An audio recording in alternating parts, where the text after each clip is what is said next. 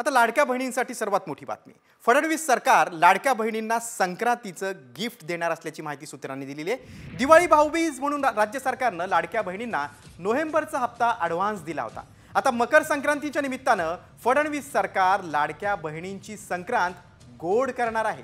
पाहूया या संदर्भातला साम टीव्हीचा हा खास रिपोर्ट। लाडक्या बहिणींना 3000 मिळणार। लाडक्या बहिणींसाठी खुशखबर।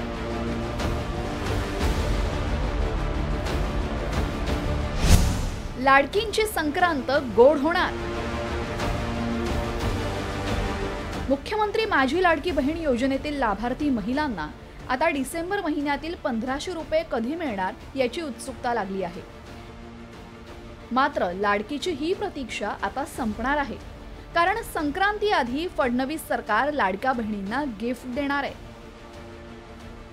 डिसेंबर आणि जानेवारी महिन्याचे दोन्ही हप्ते संक्रांती आधी लाडक्या बहिणींना मिळणार आहेत। लाडक्या बहिणींच्या खात्यामध्ये संक्रांती आधी 3000 रुपये जमा होणार असल्याची माहिती सूत्रांनी दिली आहे। लाडकीला 3000 रुपये मिळणार। संक्रांती आधी मिळणार 3000 रुपये। डिसेंबर जानेवारीचे दोन्ही हप्ते मिळणार। 3.25 कोटी अर्जांच्या फेरपडताळणीचा निर्णय लांबणीवर।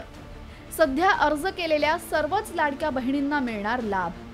अपात्र लाभार्थ्यांचे अर्ज बाद करण्याबाबत सध्या कोणतेही आदेश नाहीत। नव्याने आलेल्या अर्जांची तपासणी शेवटच्या टप्प्यात। लाडकी बहीण योजनेला राज्यभरातून खूप चांगला प्रतिसाद मिळतोय।